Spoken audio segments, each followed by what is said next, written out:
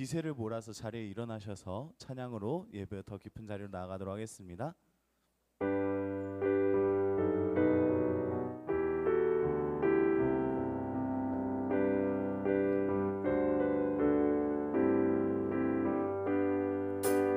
지존하신 주님 이름 앞에 모두 무릎 꿇고 다 경배해. 거룩하신 주님 보좌 앞에 엎드려 절하세. 예수는 그리스도,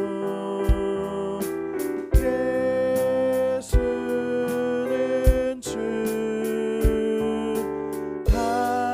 하나님의 영으로 경배드리리.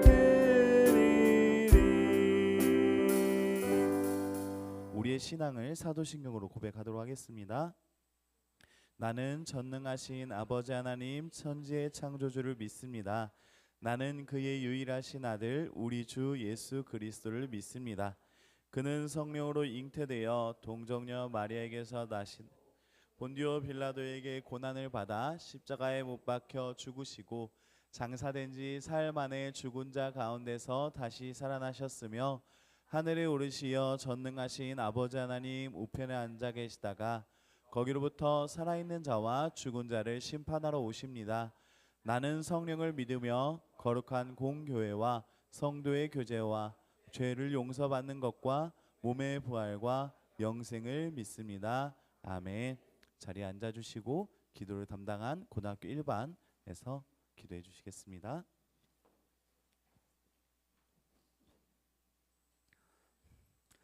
하나님 감사합니다. 지금 이 시간 세상에 있지 아니하고 하나님 앞으로 예배하러 나온 우리 모든 청소년들과 선생님들에게 하나님이 큰 은혜 부어 주시옵소서. 아버지, 청소년 때에 학업으로 또 친구들과 관계로 부모님과 관계로 여러 가지 고민과 걱정과 그런 것들이 많이 있습니다. 하지만 하나님, 우리가 하나님과 함께하며 주님과 동행할 때 그 모든 것이 사라지고 능히 세상을 이길 줄 믿으며 나아갑니다. 하나님, 저희에게 큰 믿음을 더하여 주셔서 저 세상에 나아가 담대히 선포하며 나아가는 우리 자랑스러운 청소년들로 우뚝 세워 주시옵소서. 오늘 예배를 준비한 이승우 목사님에게 은혜 더하여 주시고 이 오늘 예배를 통하여 우리 마음에 하나님 앞으로 한 걸음 더 다가가는 믿음을 더하여 주시옵소서. 언제나 우리를 사랑하는 예수님 이름으로 기도드립니다. 아멘.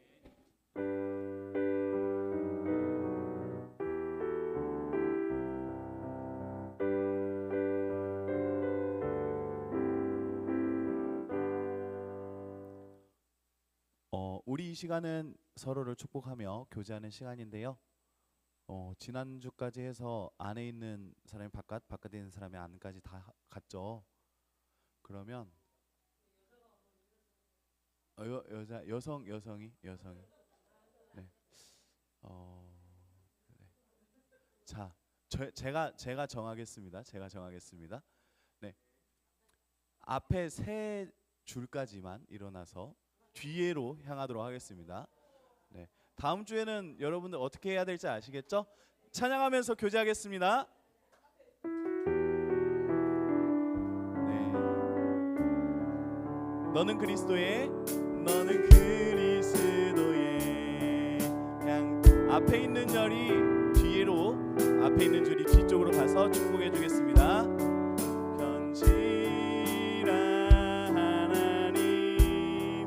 앞에서 그리스도의 향기니 너를 통해 생명이 흘러가니 너를 통해 사랑이. 다시 한 번 더 고백합니다. 너는 그리스도의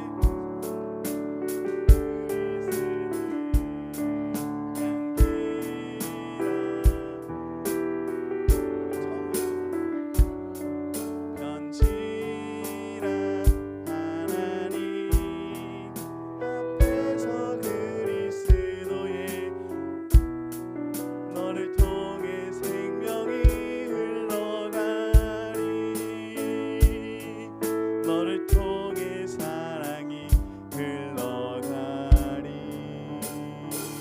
네, 자리에 앉아주시기 바랍니다. 다음 주에는 여러분들 어디에 앉아야 될지 알겠죠? 네, 앞자리에 앉으면 축복받을 수 있어요. 알았죠? 친구들의 축복과 이렇게 격려를 받고 싶은 친구들은 앞자리에 앉으시면 되겠습니다. 네, 원준이 자리 좋아요. 딱. 저희가 이제 광고를 보도록 하겠습니다. 광고 넘겨주세요.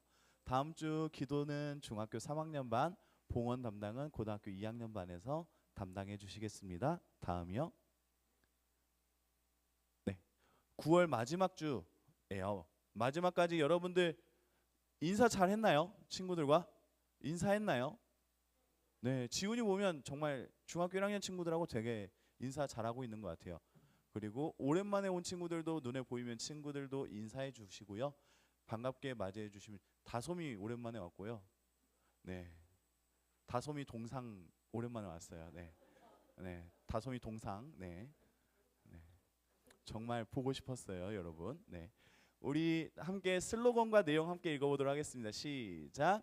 Love, 나와 너를 사랑하는 우리 주변 친구들과 인사하기. 네, 이번 9월 달까지 이 슬로건과 내용으로 여러분들이 함께 해주었다면 10월은 벌써 준비되었어요.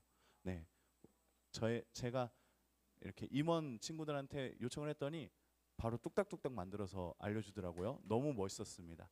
네, 다음 달도 기대해 주시기 바랍니다. 그렇게 해주실 수 있죠? 저희들이 말로만 슬로건 캠페인 하는 게 아니라 정말 우리의 작은 활동들이 쌓여서 우리의 삶과 공동체를 아름답게 바꿔 나갈 거라고 믿습니다. 넘겨주세요. 네, 한 번 더 넘겨주세요.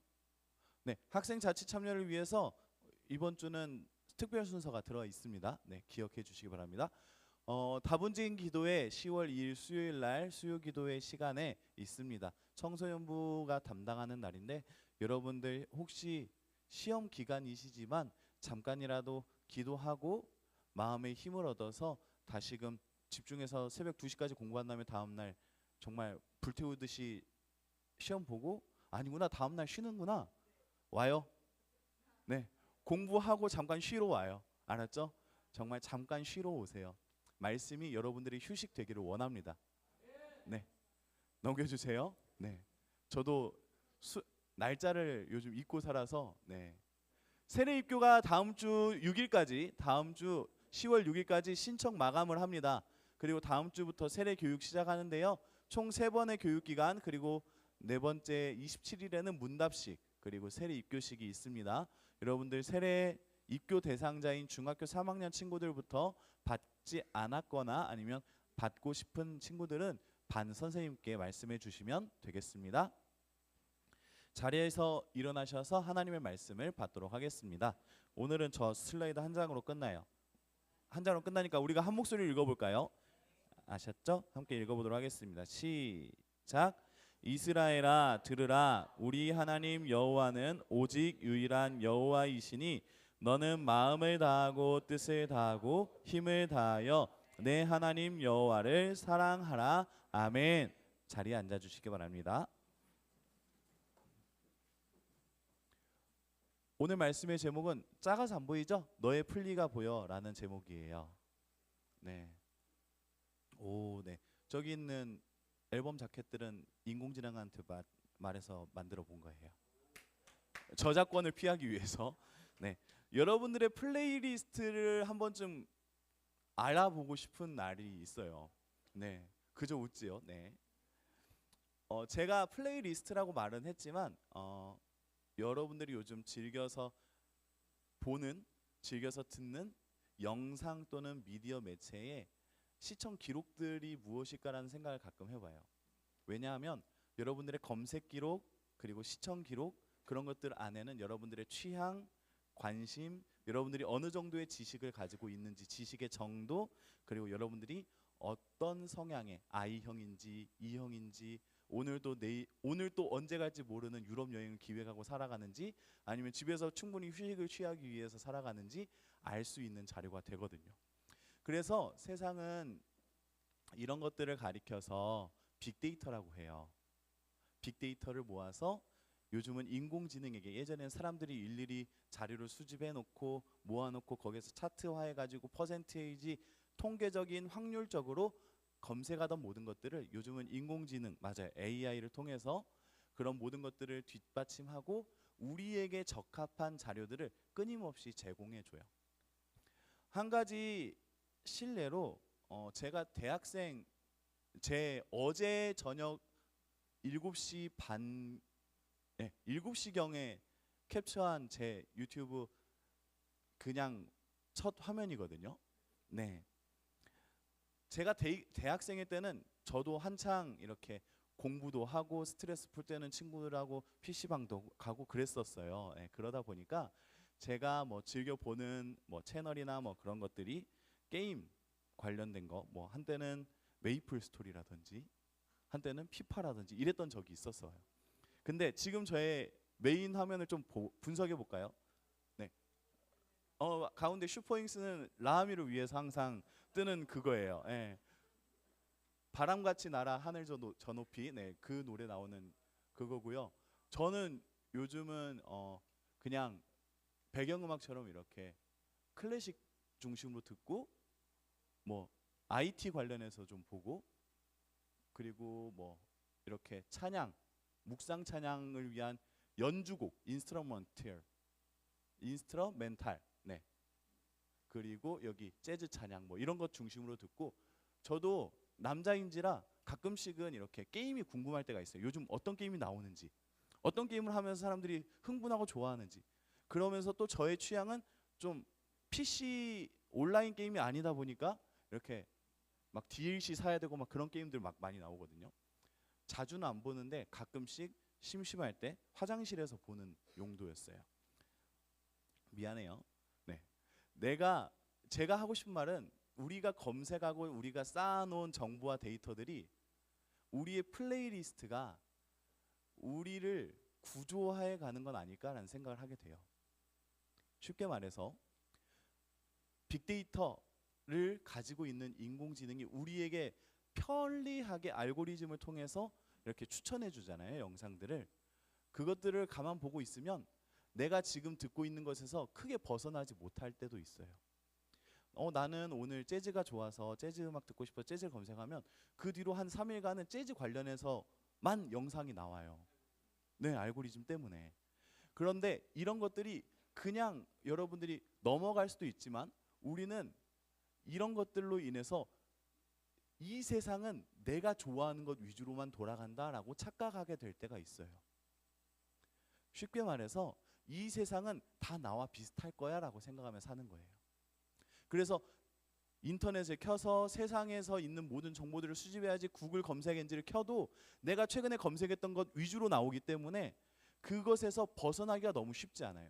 내가 바라보고 있는 건, 내가 들어왔던 건, 내가 추구했던 것, 내가 즐겨 찾던 것들이 나의 세상의 전부로 채워지기 시작합니다.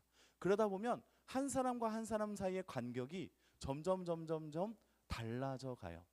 요즘 시대에 교회가 요즘 시대에 사람들을 대할 때 어떤 입장에서 바라보냐면, 같은 말 사용하고 같은 언어 쓰고 있고, 그러니까 말과 쓰는 언어가 똑같고 같은 문화를 공유하고 있는 것 같은데, 실제적으로는 쉽게 말해서 수진이의 문화가 다르고 다솔이의 문화가 다르고 원준이의 문화가 다르고 태민이의 문화가 다르고 각각의 문화가 다 달라서 모든 이들에게 맞는 선교적 방향으로 나아가야 된다라고 하는 게 요즘의 트렌드래요. 그만큼 우리는 서로가 서로 다른 삶을 살아가고 있어요. 그리고 이런 것들에 대해서 사회 심리학자들은 이런 표현을 써요. 장이론, 필드 이론이라는 걸 쓰는데, 그 사람의 상황과 환경, 그 사람에게 노출된 것들이 그 사람을 정의하는 것이다라고 말을 해요. 여러분들에게 노출되고 있는, 쉽게 말해서 여러분들의 플레이리스트가 무엇이냐에 따라서 여러분들을 알 수 있다는 거예요. 여러분들은 제가 보여주었던 것처럼 여러분들의 플레이리스트에는 무엇이 들어와 있습니까?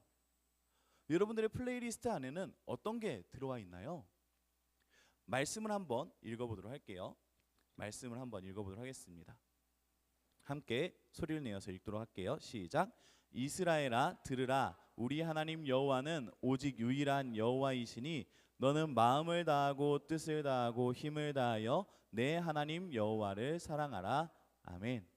이 말씀의 배경은 출애굽을 하고 난 다음에 애굽을 탈출하고 난 다음에 애굽을 탈출했던 사람들이 광야라는 곳에서 척박하고 마른 땅이 가득한 곳에서 뱅글뱅글 돌면서 40년의 시간을 지냈다고 합니다. 그리고 출애굽을 했던 1세대 사람들은 모두 다 죽고 그 다음 자녀들이 태어나서 다시금 새로운 삶의 모습으로 바꿔 나간 다음에 있었던 모세의 명령이에요. 출애굽 1세대는 불순종하는 세대라고 많이들 말을 해요. 그 이유가 뭐냐면 하나님을 사랑하지 않았고 하나님 이외에 다른 소리를 들으려고 했거든요. 출애굽 1세대가 결국 불순종하였다. 출애굽 1세대가 결국 죽게 되었다라고 하는 가장 큰 근거가 되는 사건은 이 사진과 같이 가나안 땅 정탐에서부터 시작돼요.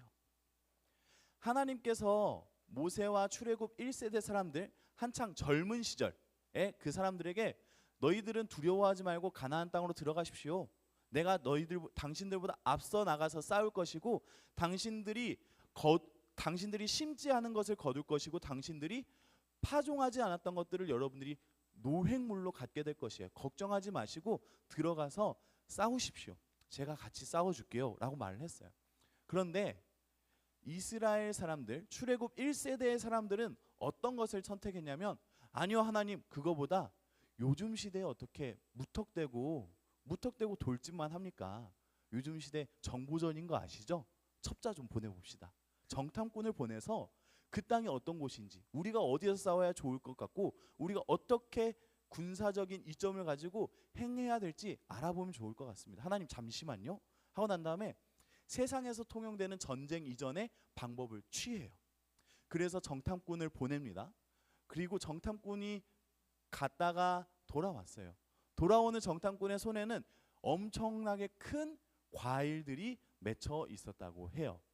그것을 보고 사람들이 기대했어요. 와, 진짜 좋은 땅인가 보다. 와, 진짜 좋은 곳인가 보다. 하나님이 말씀하셨던 그 땅은 정말 젖과 꿀이 흐르는 땅이 맞구나 라고 생각을 했어요. 그런데 이제 기대감을 갖고 있던 그 사람들에게 10명의 정탐꾼들이, 그런데 여러분 우리가 가서 보니까 우리는 메뚜기 같은 사람들 같아요. 우리보다 한참은 더 큰 사람들이, 거인 같은 자들이 우리들을 깔볼 것이고 우리들을 짓누를 것이고 우리들이 그들과 싸우려면 우리는 턱없이 모자랄 것입니다. 우리 들어가면 죽는 거예요 라고 말하기 시작했어요.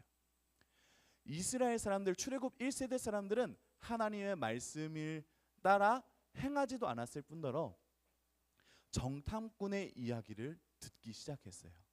정탐꾼이 12명이 갔는데 10명의 정탐꾼이 말을 하고 2명의 정탐꾼은 아닙니다, 하나님께서 약속하신 그대로 하면 될 것 같습니다 라고 긍정적인 말을 했는데, 이스라엘 1세대, 출애굽 1세대 사람들은 자신들이 원하는 것, 자신들이 듣고 싶었던 것, 자신들이 판단했던 것 안에서 정탐꾼 10명의 말을 취사 선택해서 우리의 마음을 가득 채우기 시작합니다. 그래서 모세, 당신은 우리를 여기에서 죽게 하려고 우리를 데려온 거 아니냐? 하나님이 살아계신 게 맞냐? 하나님은 악한 신이 아니냐? 우리는 어서 돌아가고 싶다 라고 말을 했어요. 그래서 하나님께서 그 자리에서 진노를 하시고 모세와 아론과 그리고 갈렙과 여호수아라는 4사람에게 말씀하셨어요.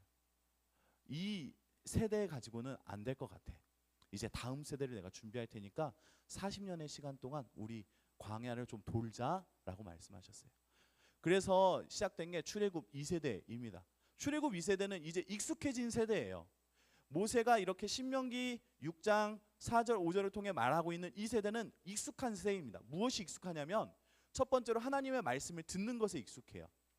모세가 광야길을 걸으면서 하나님의 말씀에 대해서 끊임없이 알려줬어요. 왜냐하면 시내산에서 율법을 이미 가지고 있었거든요. 그 율법을 계속해서 가르치고 하나님의 말씀에 따라 사는 삶을 알려주었어요.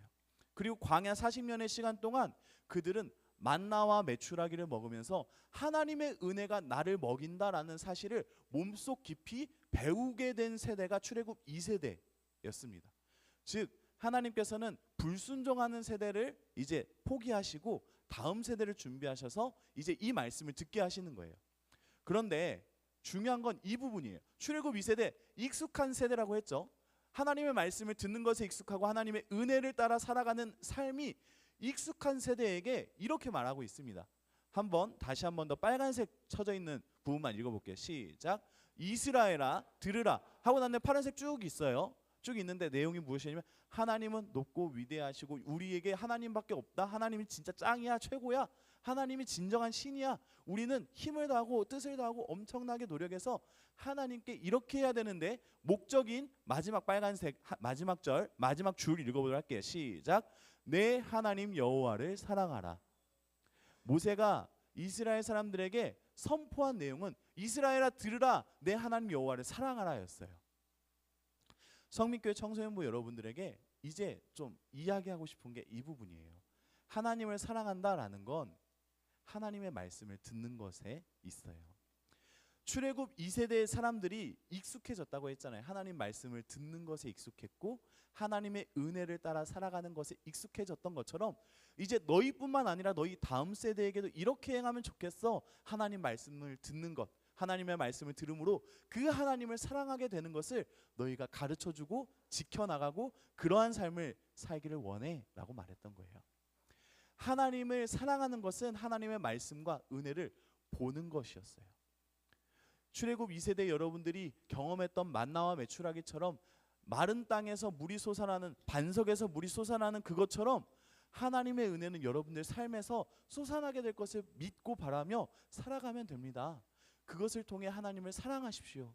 말씀을 듣고 말씀을 보는 것이 여러분들이 해야 하는 일, 가르쳐야 하는 일, 지켜야 하는 일, 살아가야 하는 일입니다 라고 가르쳐 준 거예요. 우리가 이 말씀 앞에서 한 가지 생각해 보면 좋겠어요. 혹시 여러분들 중에 이성 친구 있었던 친구 있어요? 아무도 없어요. 밝히기 싫은 거예요. 네, 제 이야기를 풀게.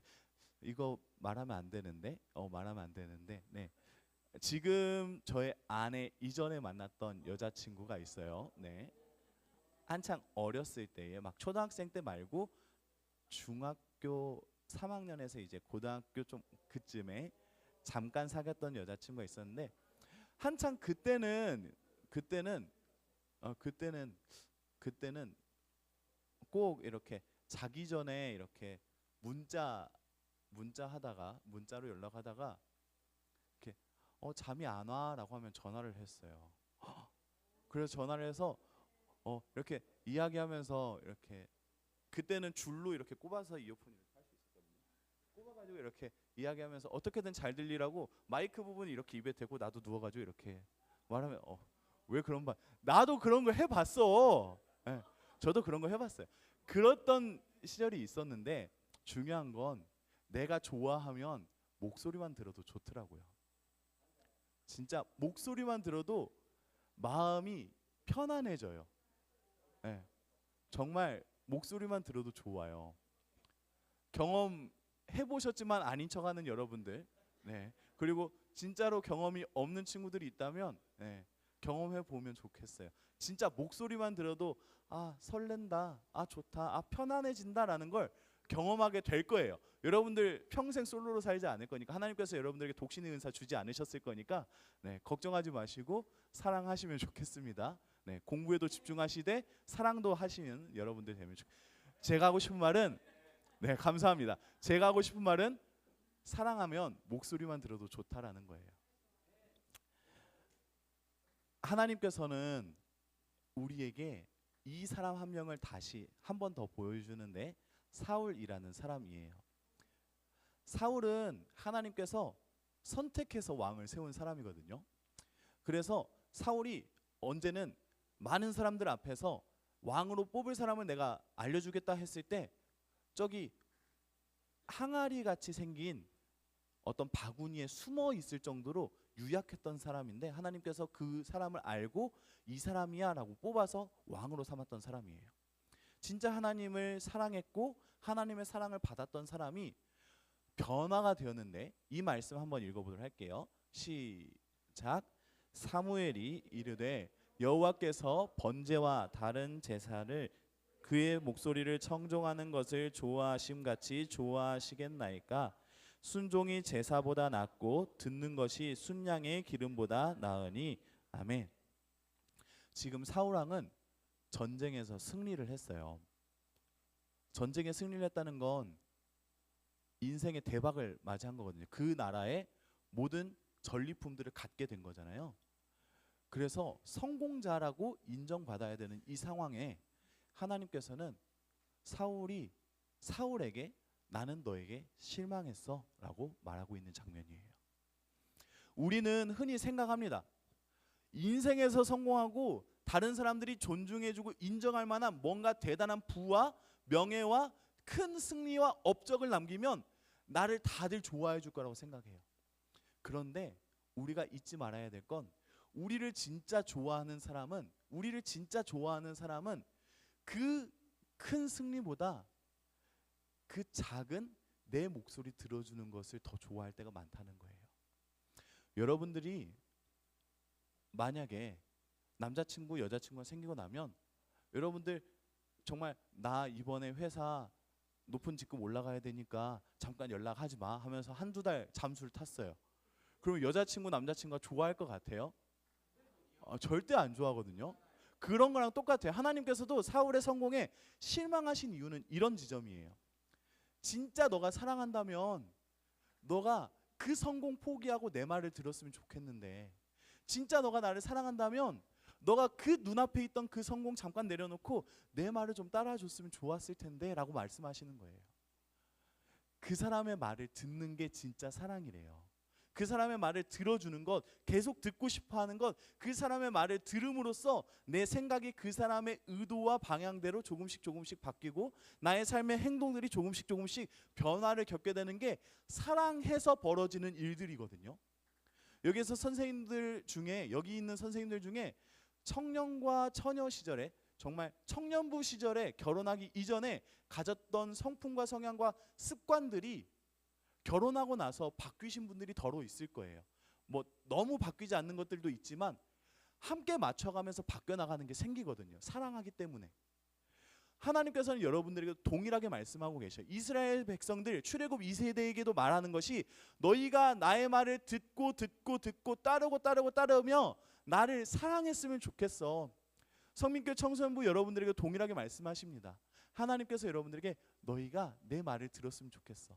너희가 입으로 사랑한다고 말하지, 알겠어, 좋아, 그러면 나의 말을 들어줄래? 너희가 마음으로 사랑하고 싶다고 말하지, 알겠어, 좋아, 이제 나의 말을 들어볼래? 내 말을 듣고 나의 말을 따라 너의 삶을 한 걸음 한 걸음씩 너희가 생각하는 성공, 승리, 전리품을 향해서 나아가는 게 아니라 내 말을 따라 잠깐 멈춰보기도 하고, 내 말을 따라 나를 기다려 보기도 하고, 내 말을 따라 나의 깊은 사랑과 품 안으로 들어와 보기도 하는 너희가 되었으면 좋겠어. 너희가 진짜 나를 사랑하니? 그럼 내 말을 들어봐. 너희가 진짜 나를 사랑하니? 그럼 내 말을 들어봐. 너의 귀 속에는, 너의 귀에 들어오는 소리 가운데에는 나의 목소리가 들어있니? 너의 플리에는 과연 나로 채워져 있니? 라고 하나님께서는 여러분들에게 질문하십니다. 성민교회 청소년부 여러분들의 플레이리스트 안에는 하나님의 말씀이 있나요? 하나님을 생각할 만한 무언가가 담겨 있나요? 여러분들의 유튜브 검색 시청 기록 100위까지 훑어봤을 때, 물론 찬양팀은 이제 찬양 연습 때문에 찬양도 듣고 하면서 이렇게 플레이리스트가 조금씩 바뀌어가고 있겠지만, 여러분들 대부분 보편의 여러분들에게 질문할게요. 여러분들의 플레이리스트는 지금 무엇으로 채워져 있습니까? 여러분들이 듣고 있는 것, 여러분들이 생각하는 것, 여러분들의 취향, 그것만 쫓다가는 결국 사랑에 실패하게 될 거예요. 사울이 분명히 승리자, 성공자, 전리품을 얻은 자로 끝나는 줄 알았는데 하나님이 너에게 실망했어 라고 말한 이후에 그의 인생이 어떻게 되냐면요, 악한 영이 그에게 들어와 그를 불안하게 만들어요. 요동하게 만들고요, 질투하게 만들어요. 심지어는 싸우지 않아야 될 곳에 가서 아들과 자신이 같은 전장에서 죽게 되는 결말을 맛봐요. 심지어 어떻게 죽냐면요, 사울은 자신이 죽기 싫어서 병사의 옷을 갈아입고 도망치다가 활을 맞아 죽게 돼요. 그래서 영광스러운 죽음이 아니라 비참하고 인간적으로 정말 저 사람이 지도자라고 쯧쯧쯧쯧 할 만한 죽음으로 죽게 됩니다. 하나님께서 여러분들에게 말하셔요. 여러분들이 쫓아가는 그 성공, 전리품, 승리 좋아요. 하지만 그것보다 진짜 사랑하는 사람의 목소리를 여러분들의 플레이리스트에 하나 채워가 보시기를 바랍니다. 하나하나 채워가다 보면 분명히 어느 순간 여러분들의 플레이리스트, 여러분들의 삶을 정의하고 여러분들의 삶을 이끌고 가는 무언가는 반드시 바뀌어 있을 거예요. 여러분들이 처음부터 진짜 아름답게 사랑할 수 없어요. 하지만 우리가 주의해야 되는 건 우리가 방심하고 익숙해져서 외면하는 사랑으로 끝나는 게 아니라 서툴지만 하나하나 채워가는 사랑을 했으면 좋겠어요. 여러분들에게 당장 오늘부터 여러분들이 좋아하는 NCT 노래 끊으세요 이럴 수는 없거든요. 하지만 여러분들이 듣는 가수의 노래들 중에 한 번이라도 찬양을 들어보면 좋겠어요. 일주일에 5분이라도 하나님을 생각할 수 있는 무언가를 시도해 보면 좋겠어요. 하루에 한 차례라도, 한 짧은 시간만이라도 말씀을 보는 시간을 가지면 좋겠어요. 그렇게 여러분들의 플레이리스트를 새로워지도록 노력해보는 저와 여러분들 되기를 소망합니다. 기도하도록 할게요.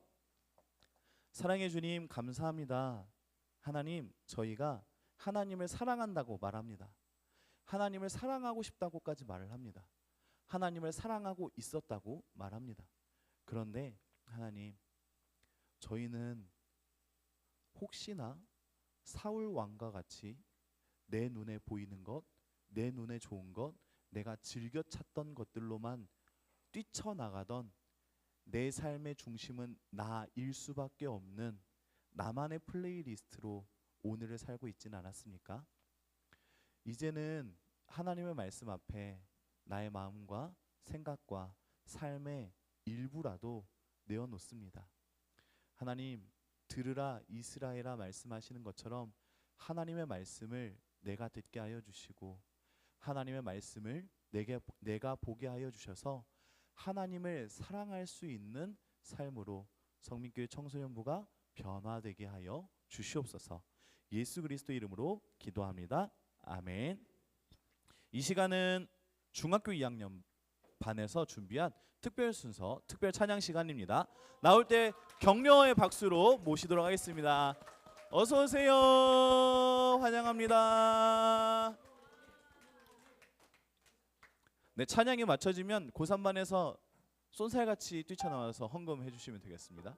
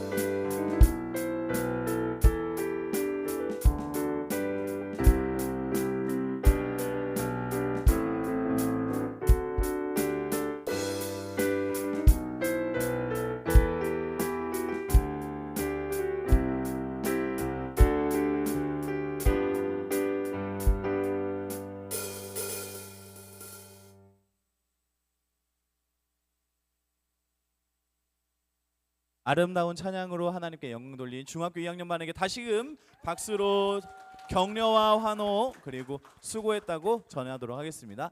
이 시간 찬양하며 예물 올려드리도록 하겠습니다.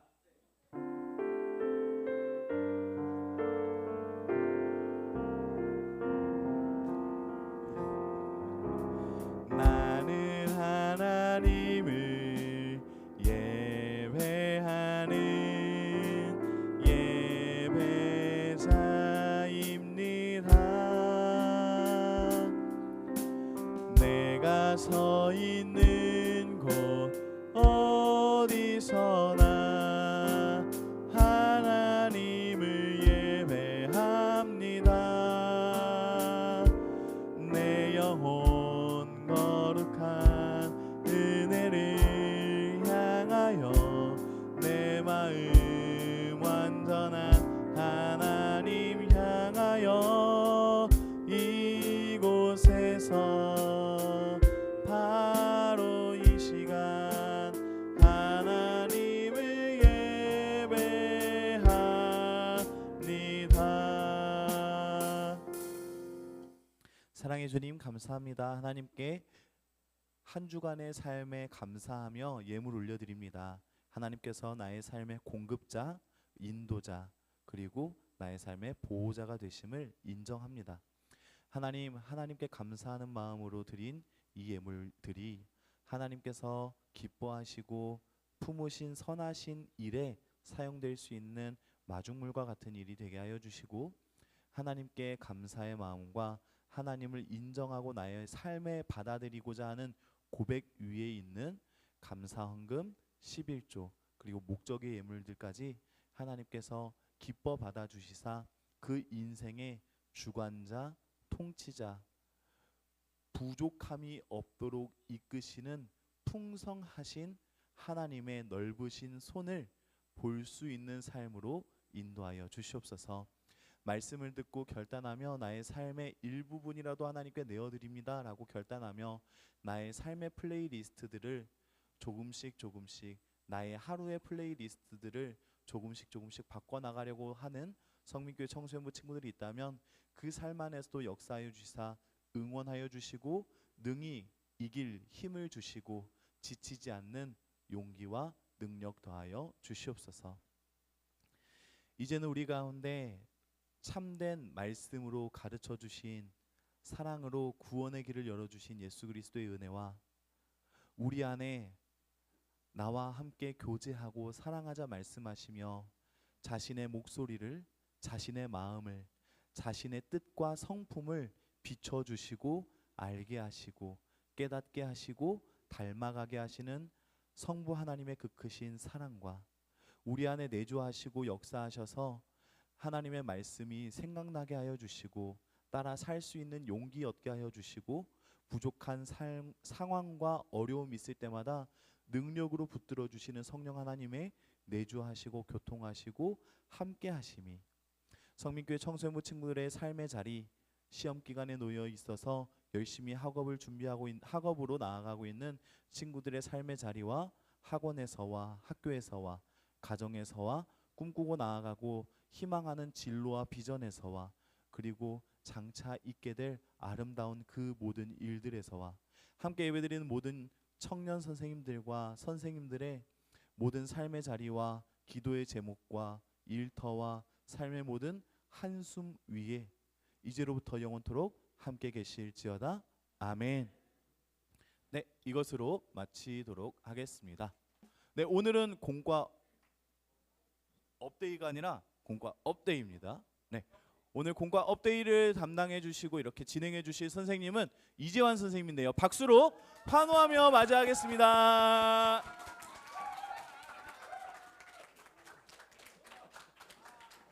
자, 마이크 테스트 하나 둘. 반갑습니다. 고2반을 맡은 이재환 선생님입니다. 자, 여러분 이제 성경이 재미있어요, 지루해요? 성경 재밌습니다. 성경을 모르기 때문에 우리가 좀 지루한 건데 성경이 정말 재미있어요. 우리 성경의 세계 속으로 한번 빠져들어가 보도록 하겠습니다. 이제부터 성경은 여러분 너무 재미있는 게 될 거예요. 자, 요 펼쳐주세요. 자, 오늘 강의할 내용이 5개입니다. 길게는 안 할 거예요. 짧게.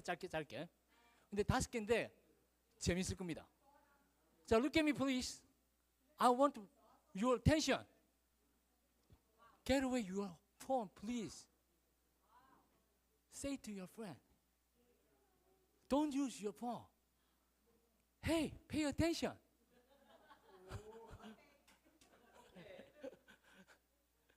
반갑습니다. 창세기 1장 1절 시작. 믿습니까? 근데 하나님 모르는데 어떻게 믿어요? 우리가 하나님을 몰라요. 근데 하나님께서 선포를 하십니다. 자, 창세기 1장 1절이 태초에 하나님이 천지를 창조하시니라. 근데 우리는 하나님을 몰라요. 너무 위대하시기 때문에. 자, 이제 오늘 5가지 주제를 가지고 여러분들과 재미있는 이야기를 한번 펼쳐져 보려고 합니다. 자, 세계사와 성경. BC 1000년에는 무슨 일이 있었느냐? BC 1000년. 주나라가 은나라를 멸망시킬 때가 BC 1400년경이에요. 은나라는 전설의 나라입니다. 주나라가 이제 동주 열국지, 그 서쪽에 있는 주나라가 동쪽으로 이동한 게 BC 800년경이에요. BC 1000년경에는 사실은 역사가 없습니다. 일반적으로 인류의 역사가 BC 1000년 이전을 다루지 못해요. 그게 일반적입니다. BC 1000년 이전을 다루는 것 자체가 전부 다 전설이에요. 전설. 검증되지 않는 것들입니다. 그런데 그 BC 1000년에 다윗이 물맷돌로 딱 누구를 이마에 맞춰서 죽였죠? 골리앗을. 오늘 사울의 이야기도 BC 1000년의 이야기였습니다. BC 1000년은 사실 인류의 역사에서 기록에 남지 않은 전설의 이야기들만 가득 차 있는 거예요. 그런데 성경이라는 책에는 BC 1000년이 꼭 어제 있는 일처럼 이야기를 해줍니다. BC 1000년. 성경에서는 정말 중요한데 인류의 역사에서는 BC 1000년 이전을 이야기할 수가 없어요. 자료가 없기 때문에. BC 1000년은 정말 중요합니다. 성경을 읽으면 BC 1000년이 가까운데 성경을 모르면 BC 1000년은 아득한 옛날, 결코 우리가 알 수 없는. 근데 BC 1000년이 참 중요하니까 기억해 주세요. 자, AD 500년은 무슨 일이 있었죠? 인류 역사에서 정말 중요한 일이 AD 500년경에 일어났었어요. 바벨탑. 바벨탑은 BC 2333년. BC 1000년보다 훨씬 이전이에요. 네. 자, AD 500년에 성경은 AD 300년경에 이게 확정이 되어집니다. 구약 39권과 신약 27권으로 확정이 되어지는데 그 이후에 AD 500년에 무슨 일이 일어났냐면 하나 여러분 이제 영어 의미를 한번 물어볼게요. ancient 하면 뜻이 뭐죠? ancient는 고대의, 고대란 말은 아까 이야기했듯이 BC 1000년 이전의 역사를 알 수 없는 시대를 고대라 그래요. 그런데 영어의 ancient를 찾아보면 AD 500년 이전을 이야기합니다. 왜 그럴까? 영어의 ancient, 고대란 로마 멸망 이전을 고대라 그래요. 중세를 로마 멸망 이후에. 왜 영어에는 고대 ancient를 로마 멸망 이전이라고 이야기를 할까? 영국의 역사가 AD 500년 이전에는 없어요. 아도왕의 전설이에요.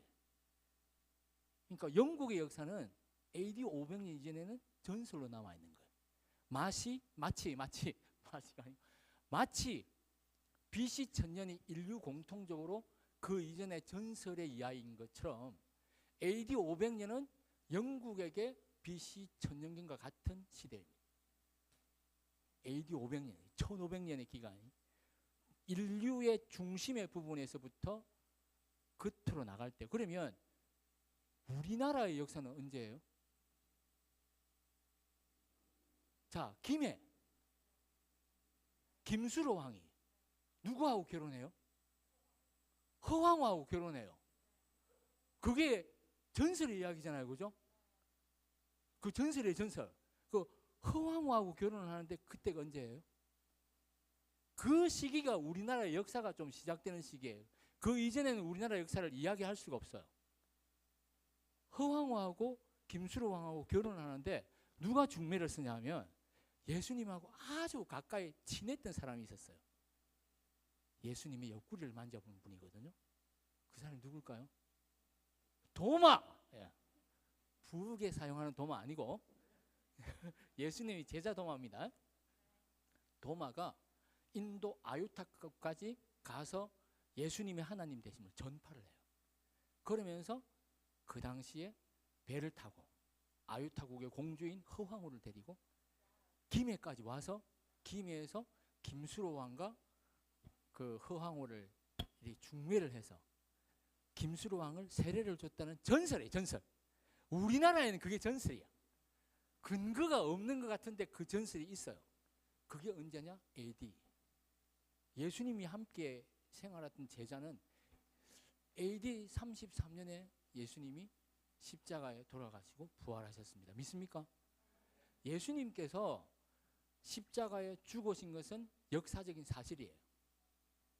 Jesus Christ died on the cross is history. But Jesus Christ died for me is salvation.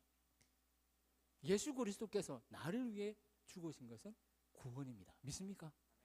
그게 AD예요. AD. 우리나라 역사가 그 이전에는 없어요. 그럼 AD 500년에 일본의 역사, 여러분. AD 500년부터요. 일본의 역사는 AD 500년. 노르웨이 역사 AD 500년부터입니다. 중간에 인류의 역사가 시작된 게 BC 1000년 정도고요. 퍼져나가면서 AD 500년 정도 되면 주변 변두리의 역사가 이제 시작이 되는 거예요. 아, 그래요. 그래서 성경은 아주 옛날 이야기인데 사울 이야기 들어보면 어제 일어났던 이야기 같고 막 반성되고 막 이렇잖아요. 성경 정말 좋은 책입니다. 그게 BC 1000년과 AD 500년은 그래서 우리가 성경을 이야기하는데 이해하고 받아들이는데 정말 중요하고, 아, 우리가 어떻기 때문에 성경을 알아야 되는가. 여러분, AD 313년에는 무슨 일이 일어났는지 알아요? AD 313년은 그 유럽에서도 중요하고 한나라도 중요한 해요. 그때는 한 제국이 평화를 이루었고 로마 제국이 평화를 이루어서 동양과 서양이 전쟁 없이 곳곳에 지역적인 전쟁은 있었는데 전쟁 없이 막 다닐 수 있는 시대였거든요. 그런데 그 전쟁이 평화가 무너지는 때가 AD 313년이에요. 네. 기독교가 로마의 국교가 돼요. 한 나라의 힘이 멸망을 해가지고 힘이 서서히 빠져가지고 한 사군이 낙낙군이 고구려에서 완전히 추방이 되어져요. 중학생 여러분 세계사를 하기 때문에 고등학생보다 더 잘 압니다. 중1은 모르지만 중2쯤 되면 고등학생보다 훨씬 세계사에 눈이 밝게 떠져요. 중학생 때 세계사 천재입니다. 네, 중학교 지나고 나면 세계사 기억이 없어요. 고3쯤 되면 세계사 가물가물합니다. 그렇죠?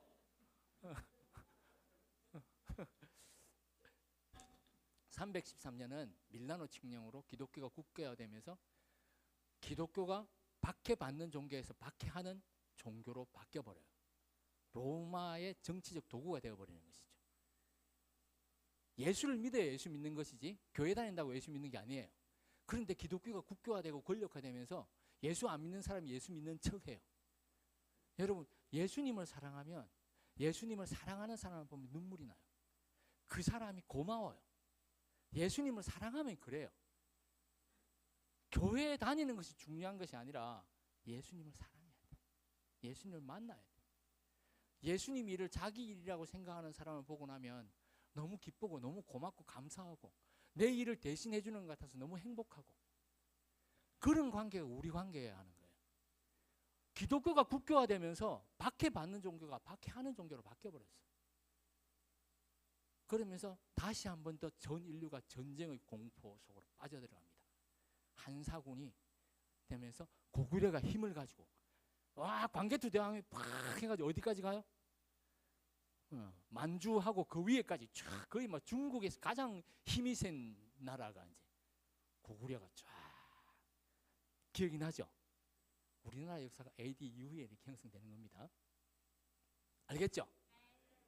예수님을 사랑하면 예수님의 일을 자기 일이라고 생각하는 사람들을 보면 고맙고 눈물이 납니다. 우리 다 그런 사람이 되었으면 좋겠어요. 자, 그 다음 2번. 연력학 제2법칙, 자연선택설, 용불용설과 진화론. 창조론과 진화론은 서로 반대되고 그런 건 아닙니다. 그 서로 비교로 할 수 없는 거예요. 진화론을 반대하는 게 뭐냐면 바로 저 세 개예요. 연력학 제2의 법칙이 뭔지 알아요, 여러분? 우와, 똑똑한 아이들. 예, 무질서도가 증가해요. 우주가 팽창합니다. 우리는 우주를 생각하면 와, 너무 놀라워요. 하나님께서 이 모든 것을 지어줬구나. 그런데 인간은 그 우주 앞에서 너무나도 우주의 먼지보다 더 작아가지고 나란 존재의 가치가 없는 것처럼 막 느껴져요. 그런데 하나님께서 우리에게 언어를 주시고 하나님을 묵상하게 하셨거든요. 하나님의 형상을 담으셨어요. 하나님 우리를 되게 신경 쓰십니다. 그런데 중요한 건 연력학 제2의 법칙, 엔트로피 증가의 법칙. 무질서는 증가하는 방향으로 가는 거예요.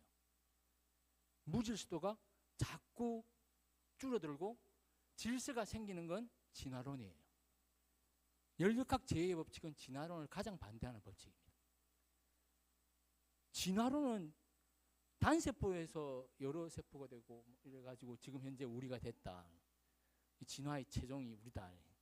안타까운 일이지만 연력학 제2의 법칙을 그대로 반대하는 법칙이 진화론입니다. 그러니까 과학자들도 사실은 진화론을 믿지는 않죠. 그런데 이야기를 해야 되니까 진화론을 자꾸 강요하고 강조하는 거예요. 그들은 그게 종교가 되어버린 게 안타까운 일이에요. 과학에서 주장하는 거 우리가 3학년 지문에서 주로 영어 지문에 자주 나와요. 과학이란 이게 이미 정해져 있는 것을 그대로 믿으면 안 된다. 언제든지 바뀔 수 있다. 열려 있어야 한다. 하나님이 그런 거거든요. 하나님이 우리가 너무 몰라요. 하나님 모르기 때문에 하나님 내가 안다고 나의 하나님을 내 생각 안에 가두면 안 돼. 그게 과학이 추구하는 하나님을 이해하는 방법인데 그게 우리가 알아야 될 하나님을 이해하는 방법이에요. 하나님을 우리 안에 가두면 안 돼요. 과학자들은 진리를 자기들의 생각 속에 가두기를 원치 않아요. 그건 과학의 방법이 아니라고 이야기해요. 자, 두 번째, 자연 선택설이 뭐죠? 그렇죠. 적응하면서 진화한다라고 하는데 진화는 빼야 돼요. 자연 선택을 하는 거예요. 적응하면서 진화하는데 적응하면서 뭐가 어떻게 돼요? 진화돼요? 멸종이 돼요?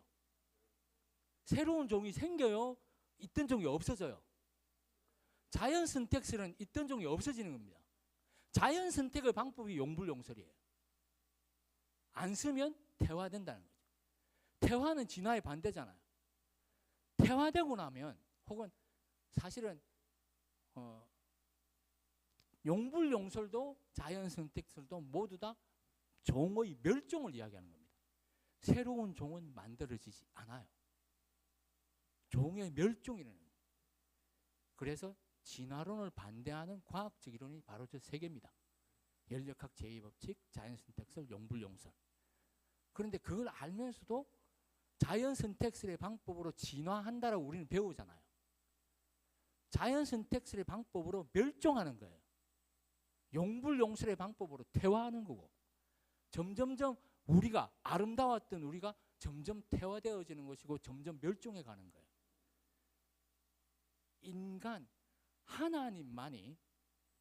인간만이 하나님의 형상을 담고 있어서 인간은 끊임없이 하나님의 모습, 예수 그리스도의 모습을 향해서 진화되어 갑니다. 인간만 진화됩니다. 하나님의 형상을 가지고 있는 사람이요. 그걸 리차드 도킨스라는 사람은 뭐라고 이야기했냐면 문화유전자라고 이야기를 했어요. 리차드 도킨스가 기독교적인 어떤 기독교를 아주 싫어하는 무신론 과학자예요. 그런데 그 사람의 책에 보면 문화유전자 밈이 인간에게 있다. 그런데 그게 개체에 있는 진과는 좀 달라가지고 인류 공동체가 이루어내는 그러한 형상이다. 그런데 그게 성경에서 말하는 하나님의 형상이에요. 인류가 하나의 교회와 공동체를 이루어서 머리이신 예수 그리스도 그 안에 교회 공동체를 이루어서 하나님을 닮아가는 거예요. 예수님을 닮아가는 거예요. 믿습니까? 그렇기 때문에 지금 교육이 우리에게 주어진 거예요. 여러분, 아담에게 주어진 제일 첫 번째 사명이 뭔지 알아요? 이름을 지어 주어라. 장명가, 시인이에요. 내가 너의 이름을 부르기 전에 너는 나에게 하나의 몸짓. 그러나 내가 너의 이름을 꽃이라고 불렀을 때 내게 와서 누구의 시죠? 네. 아, 네. 알고 있네요. 김춘수의 꽃인 것처럼 여러분 공부는 많은 선배들이 이름 지어진 것을 공부하는 것을 공부라 그래요. 여러분 학문은 수없이 많은 선배들이 이름 없는 것에 이름을 지어주니까 그게 살아 움직이고 역사하기 시작하는 거예요. 이름 지어주면 그런 거예요. 그런데 그 아담에게 주어진 첫 번째 명령은 죄가 있기 전에 선악을 알게 하는 지식의 나무를 먹기 전에 하나님께서 주신 인류 근본의 명령이었어요. 생육하고 번성하라, 땅에 충만하라, 이름 좀 지어라. 기억이란 모양을 보니까 그걸 기억이라 하면 되겠다. 니은, 입 모양을 보니까 니은이라고 하면 되겠다. 그러면서 그 발성의 모양에 따라 그 표음 문자라 그러죠. 그걸 누가 만들었어요? 세종대왕이 하나님의 명령을 받아서 거기에 이름을 붙인 거예요. 하나님께서 이름을 붙이라고 하니까 거기에 이름이 된 거예요. 한글이 이 세계에서 가장 위대한 표음 문자입니다. 모든 것을 다 표기할 수 있는 그런 문자예요. 다음 세대, 디지털 세대는 한글이 전 세계를 하나로 만들 수 있어요. 믿습니까? 한글만큼 괜찮은 표음 문자가 없어요. 알파벳 그 표음 문자 아니거든요. 하나님께서 우리에게 표음 문자를 한글로 주셔서 전 세계의 모든 언어를 이렇게 잘 사용할 수 있도록 하나님께서 세종대왕을 통해 우리에게 주신 선물입니다. 믿습니까? 이름을 지어주니까 그게 역사하기 시작하는 거예요.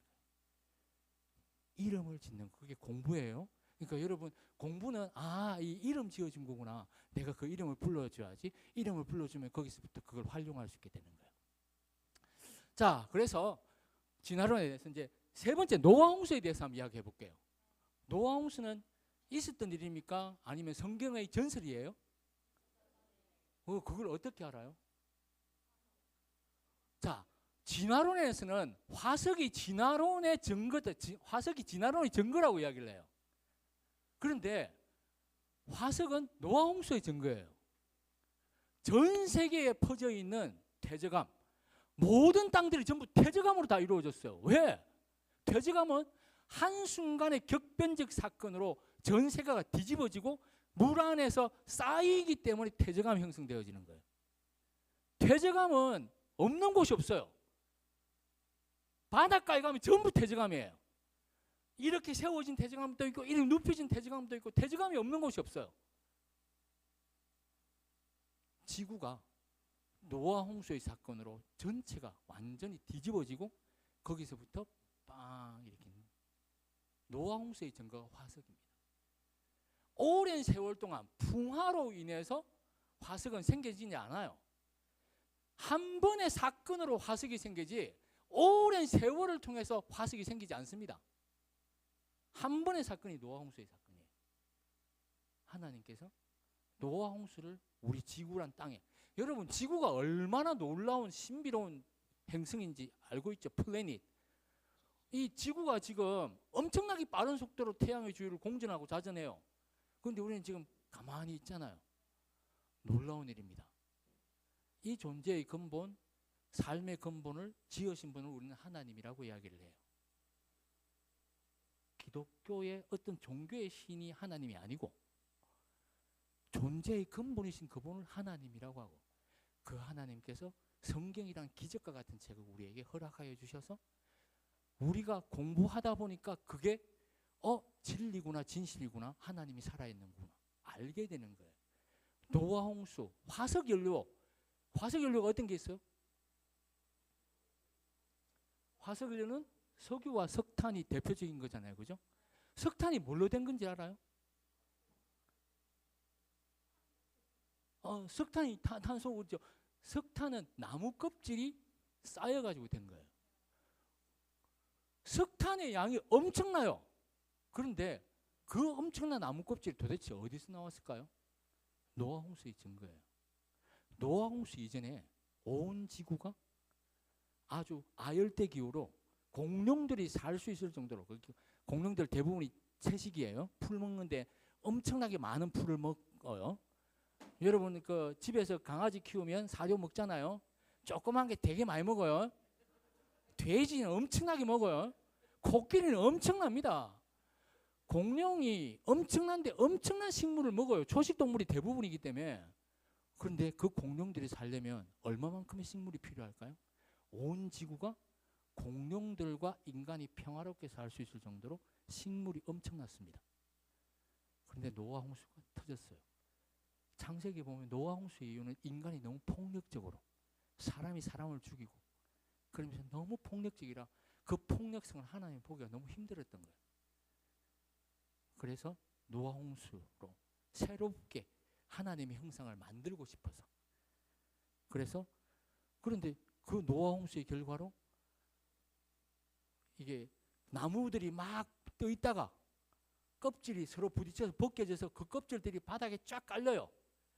그 깔린 나무 껍질 위에 격변의 순간들이 계속 일어나면서 이게 쌓여가지고 그게 석탄이 된 거예요. 그런데 그 석탄이 곳곳에 있어요. 전 세계에 석탄이 얼마만큼 퍼져 있는지 몰라요.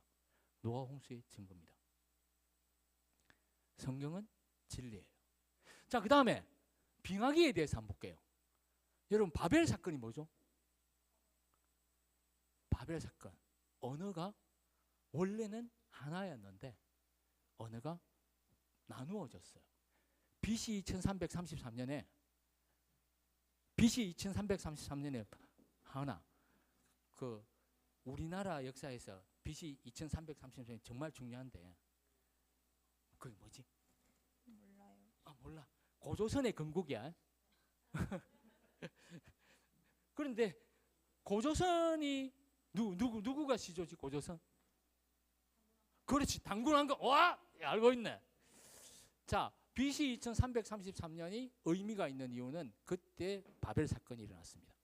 그러면서 우랄 알타이 어계가 역사가 시작이 됐다고 전설로 이해하는 거예요. 우랄 알타이어가 지금 우리가 쓰는 이 한글, 우리 말입니다. 우리말.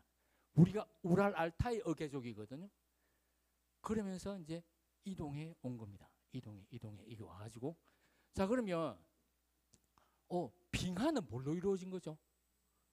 여러분 혹시 빙하 본 적 있습니까? 저는 캐나다 가가지고 김영건 장로님하고 같이 김영건 장로님이 거의 뭐 여행의 전문가입니다. 장로님이 꾸민 거리 가면 모든 게 다 도움이 많이 돼요. 같이 이렇게 가가지고 캐나다에 있는 로키 산맥의 빙하를 보고 왔습니다. 여러분 빙하는 뭘로 이루어졌을까요? 물로 이루어졌어요? 빙하는 빙자가 무슨 빙자? 얼음 빙자. 근데 이 빙하가 원래는 무엇이었을까? 눈이었어요. 눈. 빙하의 두께가 1000m, 1km를 넘는 걸 알고 있죠? 아 모르지. 잘 모르죠? 빙하의 두께가 1000m를 넘어요. 그러면 눈이 엄청나게 와야 돼요. 그게 수만 년 걸리면 눈이 그렇게 안 와요. 아무리 추우면 눈이 안 와요. 무조건 춥다고 눈이 오지 않아요. 공기 중에 수분이 많아야 돼요. 습기가 가득 차 있어야 돼요. 그리고 얼음이 얼 정도의 약간의 추위만 있으면 눈이 쌓이기 시작합니다. 일본에 눈이 제일 많이 오는 지방이 어떤 지방이죠? 삿포로. 삿포로 가보셨습니까? 삿포로 가봤어요. 김형은 장로님이랑 같이 갔다 왔어요. 한 해에 눈이 3m, 4m, 5m씩 이렇게 막 쌓입니다. 한 해. 자, 그러면 다음 거 한번 보여주시죠. 다음.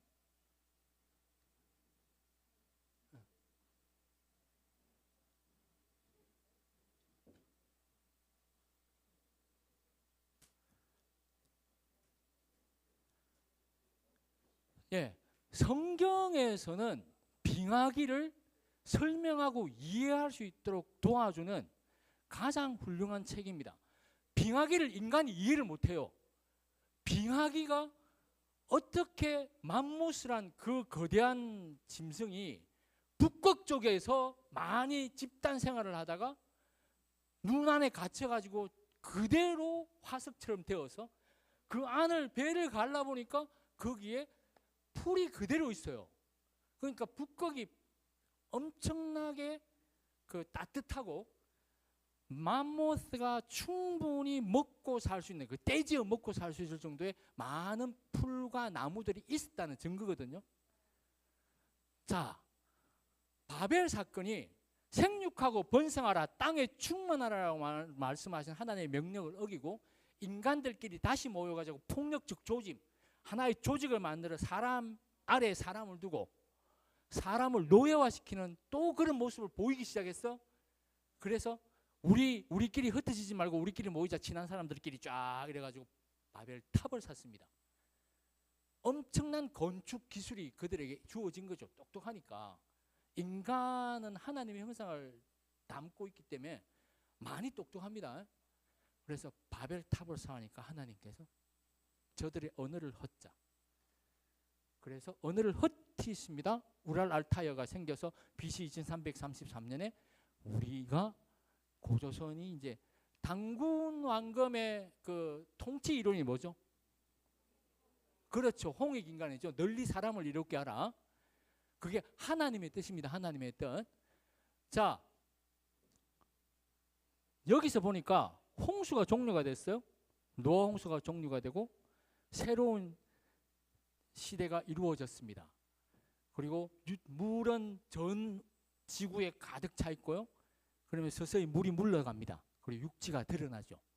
그 육지를 드러나면서 200년이 지나는 세월이 흘러가는데 그 사이에 바벨 사건이 일어나요. 여러분 100년이 그렇게 짧은 세월이 아닙니다. 동물들과 생물들과 엄청난 세월이 1년만 지나도 쑥쑥 자랍니다. 10년만 지나면 강산이 바뀌어요. 격변을 통해서 노아 홍수 후에 새로운 지구의 모습이 드러났습니다. 그리고 이제 창세기 10장인 거예요. 11장 넘어가면서 바벨 사건이 일어나면서 하나님께서는 인간을 온 지구에 흩으셔야만 하셨습니다. 이때에 중요한 건 욥기가 등장합니다. 여러분 욥과 아브라함은 같은 시대의 사람이고요. 창세기와 욥은 시대가 같습니다. 그게 BC 2000년경이라고 보면 돼요. 무슨 말인지 이해되죠? 네. 그래서 200년경에 빙하 시대가 시작이 되는데 이때 물의 바다의 온도가 몇 도라고? 20도. 그 이전에는 30도였어요. 왜 바다의 온도가 이렇게 높았을까요? 노아 홍수는 지구 안에 있는 바다 밑에 화산을 터뜨려서 물을 나오게 하시고 물이 데워진 거예요. 그래서 바닷물이 30도까지 올라가요. 지구에 사막이란 것이 없어요. 노아 홍수가 끝나고 나니까 온 지구가 윤택한 땅이에요. 여러분 홍수가 범람하고 나면 사람은 살 수 없지만 식물들은 정말로 잘 살아가는 좋은 토양이 형성되어집니다. 노아 홍수 이후에 온 지구가 식물과 동물이 자라고 살기에는 너무 좋은 환경이 된 거예요. 사막 자체가 없어요. 사막 자체가 없어요. 전부 다 모든 곳이 사람 살 수 있는 곳, 모든 곳이 동물이 살 수 있는 곳. 그래서 편안하게 살 수 있는 곳들로 모든 땅들이 다 기름진 땅이에요. 다 그렇게 형성되어 있었습니다. 그런데 사람들이 하나님의 뜻과 관계없이 자기들끼리 모여서 또 폭력적인 모습을 보이니까 바벨 사건을 하나님께서 일으키시고 그 다음에는 흩으셔야 되잖아요. 흩으시는 방법이 빙하기의 시작입니다. 바다에서 바닷물이 따뜻하기 때문에 물이 막 올라가요. 수증기가 돼서. 그런데 지역적인 화산을 통해서 화산재가 덮이면 눈이 계속 쌓입니다. 그게 몇 년? 시작부터 절정까지 300년. 요 300년의 기간 동안에 빙하가 쌓이기 시작하는 겁니다. 창세기에 바벨 사건 이후로 아브라함이 12장에 본토 친척 아비 집을 떠나 내가 내게 명하는 땅으로 가라라고 하나님께서 명령하시고 그 배경에 빙하기의 사건들이 일어나는 거예요. 바다 근처는 대부분 따뜻하기 때문에 눈이 와도 대부분 비가 되어서 사람이 살 수 있는 곳이에요. 그런데 이 많은 물들이 빙하가 되면서 120m 정도의 바닷물이 줄어들었답니다. 그게 300년 동안 계속 눈이 왔으니까, 극지방에 계속 눈이 왔으니까 120m 정도의 대륙붕이 드러나니까 모든 대륙이 다 연결되어 있는 거예요. 그때 모든 대륙이 다 연결되었을 때 사람들이 이동을 합니다. 어떤 방법으로? 여러분, 성경에 하나의 민족이 이주하는 방법에 대해서 창세기 마지막 부분에 딱 이야기를 해줘요. 창세기 마지막 부분이 이쪽입니다. 창세기 마지막 부분에 7년의 풍년이 일어나고 7년의 흉년이 와요. 7년의 흉년이 사막화되는 기간이었습니다. 이미 바다의 온도는 이제 다 내려갔습니다. 그리고 빙하가 여기서부터 녹아가지고 피오르드를 형성해요. 여러분, 노르웨이 가면 이게 빙하가, 엄청난 빙하가 땅을 파고 이렇게 팍 협곡을 만들어요. 그걸 피오르드라 그래. 여러분 가보신 적 있습니까? 선생님 가봤어요. 누구랑 갔을까요? 김영은 장로님이 갔어요. 김영은 장로님하고 같이 따라다니니까 이 모든 이런 걸 너무 잘 보게 돼가지고 지금도 참 감사합니다. 선생님 주위에 김영근 장로님처럼 여행을 좋아하시는 분, 그것도 가는 곳마다 뭔가 생각할 수 있도록 이렇게 주니까 참 좋습니다. 여러분, 김영근 장로님이 우리 교회 장로님이라서 너무 좋죠? 네. 네. 여러분, 홍순모 장로님이 우리 교회 장로님이라서 너무 좋죠? 네. 저도 그 두 장로님 존경하고 사랑합니다. 다른 장로님도 역시 하나님께서 우리 교회 장로님으로 세우셨기 때문에 다 존경하고 사랑스러운 분이지. 어쩌다 보니까 김영근 장로님하고 같이 여행을 좀 많이 다니게 됐어요. 이때가 언제냐면 바로 이제 빙하기의 절정이 되면서 대양의 온도가 낮아져요. 낮아지면서 빙하가 팍 바닷물이 식어지기 시작합니다. 그래서 식어지니까 빙하가 녹아가지고 바닷물이 지금 현재 온도가 4도예요. 빙하가 녹으면서 더 밑에 내려간 거죠. 이때가 창세기의 마지막 부분입니다. 사막화가 시작이 되고 이제 제대로 된 지금 현재의 형태가 이루어진 것이죠. 사람들은 다 이주했어요. 70명의 사람이 애굽으로 이주합니다. 그 기근 때문에 애굽으로 이주하는데 요셉이 먼저 와서 이집트에서 하나님의 뜻대로 그들이 살 수 있는 곳을 마련해줘요. 그것이 한 민족이 이동하는 방법이었어요. 그러면서 이제는 빙하기가 끝나니까 대륙과 대륙이 완전히 분리가 되어져 버린 것이죠. 그런데 중요한 건 홍익인간 널리 사람을 이롭게 하라. 그럼 당구는 예수님을 믿었을까요? 그럼 예수님은 누구예요? 다시 원래대로 한번 넘어가 봅시다. 요거 전에 이제 창세기는 이렇게 해서 창세기가 존재하는 이유와 의미를, 그 배경을 본 거예요. 창세기란 글 안에는 없지만, 그 책 안에는 없지만 그 창세기가 지구란 땅에 만들어낸 그 영향, 모습은 무엇인가를 우리는 배경을 본 거예요. 그 배경을 느끼면서 창세기 읽는 거하고 그 배경을 안 느끼고 창세기 읽는 거하고는 차원이 다르겠죠. 자, 성경 속 기적의 의미에 대해서 이야기해 보겠습니다. 여러분, 지구가 태양계에서 사람이 살 수 있는 행성이라는 것 자체가 기적입니다. 믿습니까? 우리가 살아있는 것 자체가 기적이에요. 우리의 눈이 순간 총천년 이 자연 포착기, 이 눈도 볼 수 있다는 게 기적입니다. 기적이 아닌 것이 없어요. 우리의 존재 자체가 기적입니다. 자, 성경 속의 기적이 구약의 기적과 신약의 기적의 의도와 목적이 조금 차이가 있어요. 구약의 기적은 온 우주를 창조하신 그분이 너한테 관심이 참 많다. 내가 살아있다. 라고 하나님께서 우리에게 말씀해 주시고 살아계신 하나님을 나타내시는 것이 구약의 기적입니다. 그리고 구약 성경에서 말하는 건 우상을 제발 좀 만들지 마. 나를 너희들의 생각 속에 가두지 마. 나는 너희들이 생각하는 대로 갖춰질 수 있는 그런 존재가 아니야. 나는 스스로 존재하는 자. 여호와의 이름의 의미예요. 하나님은 우리가 생각하는 것만큼 좁지 않습니다. 전문학자가 생각하는 만큼 그 생각의 넓이보다 더 넓어요. 인간의 과학으로 찾을 수 있는 것보다 하나님은 더 크십니다. 믿습니까? 성경에서 말하는 하나님은 그 하나님입니다. 그런데 왜 성경을 우리에게 주셨냐? 그 하나님 우리한테 사랑이 많고 관심이 많으신 거예요. 그래서 하나님의 살아계심을 어리석은 인간이 좀 알았으면 좋겠다라고. 그게 구약 성경의 기적입니다.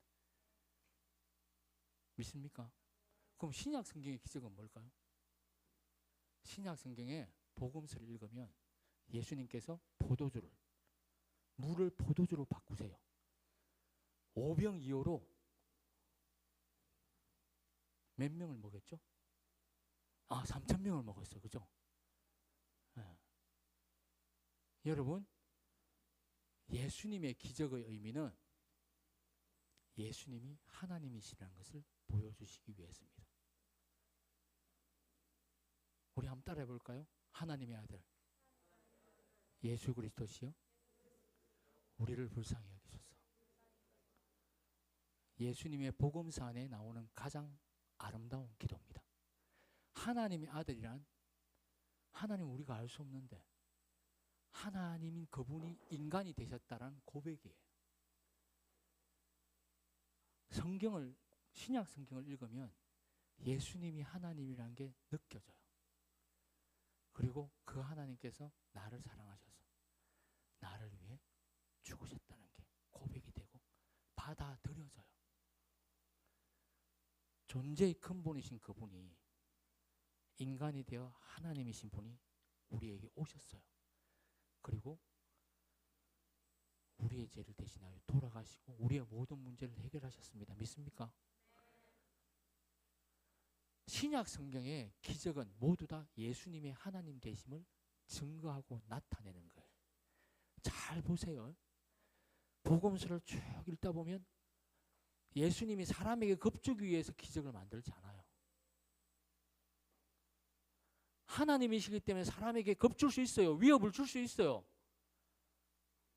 그런데 예수님의 기적은 예수님이 하나님 되심을 나타내실 때에만 기적을 보이십니다. 우리를 사랑하시는 거죠. 따라합시다. 하나님의 아들 예수 그리스도시요 우리를 불쌍히 여기소서. 요한복음 1장 1절 시작.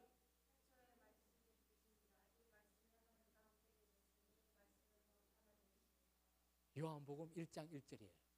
요한이란 제자가 나의 선생님인 그분이 하나님이시다 라고 선포하는 말씀입니다. 태초에 말씀이 계시니라.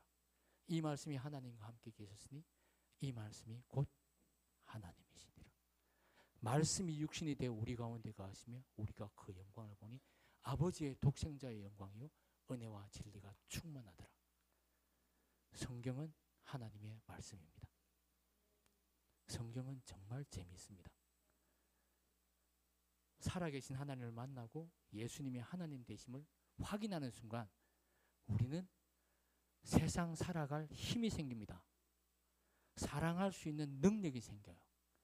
우리의 마음속의 상처들이 말씀을 통해 치유됩니다. 믿습니까? 이렇게 해서 5가지 다 하나가 전부 1시간짜리인데 짧게 여러분들과 함께 나누었습니다. 마치겠습니다. 수고하셨습니다. 다시 한 번 더 이렇게 알찬 내용으로 우리에게 공과 업데이 해주신 이지환 선생님께 다시 한 번 더 감사와 격려의 박수로 인사하겠습니다. 네, 제가 휴대폰 자유 추첨 영상까지 찍어서 증거까지 남겨놨거든요. 혹시 이거 주인 태민이고요. 그리고 초록색 이거 주인 있어요? 지훈이, 태민이, 지훈이, 그리고 이거